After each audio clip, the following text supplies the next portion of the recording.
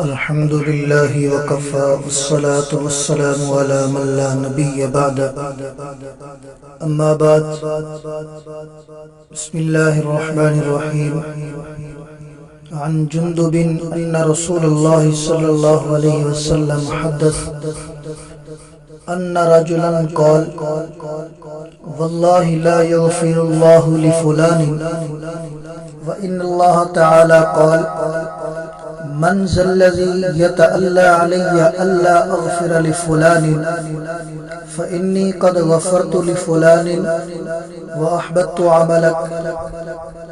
أو كما قال عليه الصلاة والسلام۔ حضرت جندب رضی اللہ تعالیٰ عنہ سے مروی ہے کہ رسول اللہ صلی اللہ علیہ وسلم نے بیان فرمایا، ایک آدمی نے کہا اللہ کی قسم اللہ تعالیٰ فلاں کو معاف نہیں فرمائیں گے، اور اللہ تعالیٰ نے فرمایا کون ہے جو مجھ پر قسم کھاتا ہے کہ میں فلاں کو معاف نہیں کروں گا، یقیناً میں نے فلاں کو معاف کر دیا اور تیرے عمل کو برباد کر دیا۔ بعض بھائی اپنی نیکی، عبادت، زہد و تقوی پر اس قدر گھمنڈ کرتے ہیں کہ دوسروں کو اپنے سے کم تر اور حقیر سمجھنا شروع کر دیتے ہیں، بلکہ بسا اوقات جذبات میں اس قدر آگے بڑھ جاتے ہیں کہ دوسروں پر ان کے بعض خلاف شرع کاموں کی وجہ سے حکم لگانا شروع کر دیتے ہیں اور اپنی طرف سے فتوے دینا شروع کر دیتے ہیں،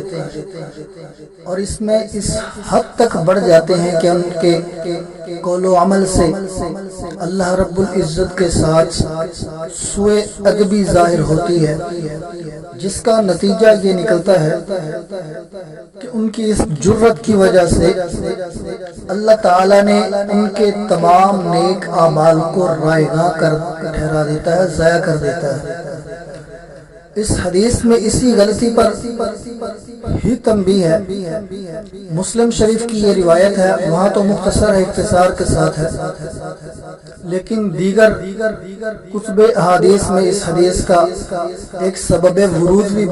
بیان ہوا ہے، جس سے اس حدیث کا مفہوم سمجھنے میں آسانی ہو جاتی ہے۔ مشہور تابعی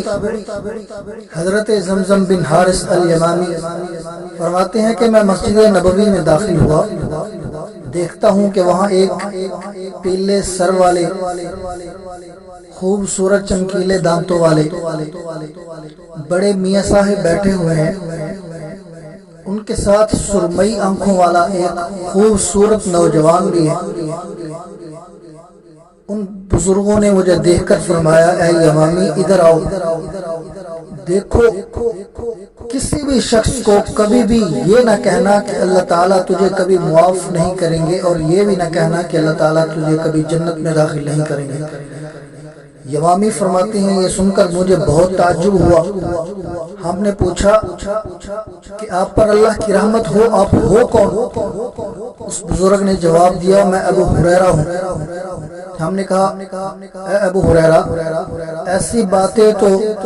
ہم میں سے کچھ لوگ اپنے اہل و عیال، خادم کو حالت غضب میں، غصے کی حالت میں کہہ جاتے ہیں۔ تو حضرت ابو ہریرہ رضی اللہ تعالیٰ عنہ نے فرمایا کہ ایسا ہرگز نہ کہو، کیونکہ میں نے اللہ کے رسول صلی اللہ علیہ وسلم سے سنا ہے، آپ صلی اللہ علیہ وسلم فرما رہے تھے بنی اسرائیل کے دو آدمی تھے جن میں آپس میں بھائی چارگی تھی، ایک تو انتہائی درجے کا عبادت گزار تھا، ہر وقت عبادت میں مشغول، نوافل وغیرہ، اور دوسرا انتہائی گناہگار تھا، گناہوں میں ڈوبا ہوا تھا۔ ایک بار عبادت گزار نے گناہگار کو کوئی گناہ کا کام کرتے دیکھا تو اس سے کہا اس کام سے باز آ جا، تو اس گناہگار آدمی نے کہا مجھے چھوڑ دو، یہ میرے اور میرے رب کے بیچ کا معاملہ ہے، تو اس معاملے میں نہ آ۔ پھر جب بھی عبادت گزار اس گناہگار کو گناہ کے کام پر دیکھتا تو اسے یہی کہتا کہ باز آ جا، اور گناہگار کہتا کہ یہ میرے اور میرے رب کا معاملہ ہے، مجھے چھوڑ دو۔ ایک دن اس عبادت گزار نے اس گناہگار کو کسی بڑے گناہ کے کام پر دیکھا کہ وہ بڑا گناہ کر رہا ہے، کبیرہ گناہوں میں سے تھا، اور اس بزرگ نے بھی اس گناہ کو بہت بڑا تصور کیا، تو اس سے کہنے لگا تیرا برا ہو، گناہوں سے باز آ جا۔ گناہگار نے جواب دیا یہ میرا اور میرے رب کا معاملہ ہے، تو نے کہا ہے نہ بولا کر، کیا تو مجھ پر نگران بنا کر بھیجا گیا ہے؟ وہ شخص نیک آدمی بڑا غصے میں اور کہا اللہ کی قسم وہ تجھے کبھی بھی معاف نہیں کرے گا اور کبھی بھی تجھے جنت میں داخل نہیں کرے گا۔ اللہ رب العزت نے ان دونوں کی طرف فرشتے کو بھیجا جس نے ان کی روحوں کو قبض کر لیا اور دونوں کو اللہ کے سامنے حاضر کیا۔ اللہ رب العزت نے عبادت گزار سے سوال کیا کیا تجھے میرے بارے میں علم تھا کہ میں فلاں کو جنت میں داخل نہیں کروں گا؟ میرے پاس جو کچھ ہے کیا اس پر تجھے قدرت حاصل تھی، یا تو میری رحمت کو میرے بندے سے روک سکتا ہے؟ اللہ تعالیٰ نے گنہگار سے فرمایا جا جنت میں داخل ہو جا، اور دوسرے سے فرمایا کہ اسے لے جاؤ اور جہنم میں پھینک دو۔ حضرت ابو ہریرہ رضی اللہ تعالیٰ عنہ کہتے ہیں کہ اس ذات کی قسم جس کے ہاتھ میں میری جان ہے، اس نے ایک ایسی بات کہی جس سے اس کی دنیا اور آخرت دونوں برباد ہو گئی۔ اب اس حدیث سے ہمیں سبق کیا ملتا ہے، نتیجہ کیا نکلتا ہے؟ پہلی بات، وہ فیصلے جو اللہ رب العزت کے ہاتھ میں ہیں اس میں کبھی دخل نہیں دینا چاہیے۔ اللہ تعالیٰ کے ساتھ یہ سوء ادبی بنتی ہے، اور سوء ادبی بندے کے عمل کے رائے گاہ ہو جانے کا سبب بن جاتی ہے۔ چنانچہ کسی کو معاف کرنا، کسی کو عذاب دینا، اس کی نیکیوں کو قبول کر لینا، اس کے اچھے اعمال کو رد کر دینا، یہ خالص اللہ رب العزت کا حق ہے۔ اس میں نہ کسی نبی کا دخل ہے نہ کسی ولی کا دخل ہے۔ اللہ رب العزت کی ذات جسے چاہے معاف کر دے، جسے چاہے سزا دے۔ یہی وجہ ہے کہ روح اللہ، کلمۃ اللہ،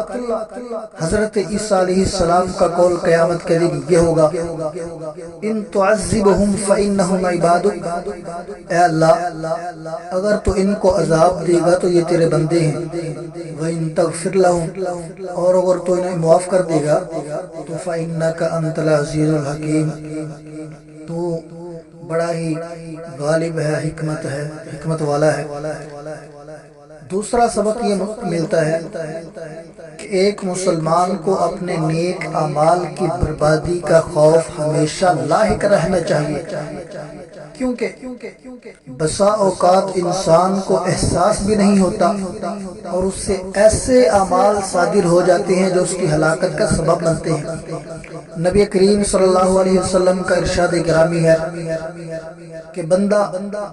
زندگی بھر جنت میں جانے کا عمل کرتا رہتا ہے، یہاں تک کہ اس کے اور جنت کے درمیان ایک ہاتھ کا فاصلہ رہ جاتا ہے تو وہ جہنم میں جانے کا عمل شروع کر دیتا ہے، جس سے وہ جہنم میں چلا جاتا ہے۔ یہی وجہ ہے کہ مشہور تابعی ابن ابی ملیکہ بیان کرتے ہیں کہ میری ملاقات ایسے 30 صحابہ کرام رضوان اللہ تعالی علیہ مجمعین سے ہوئی جو اپنے اوپر نفاق سے ڈرتے تھے،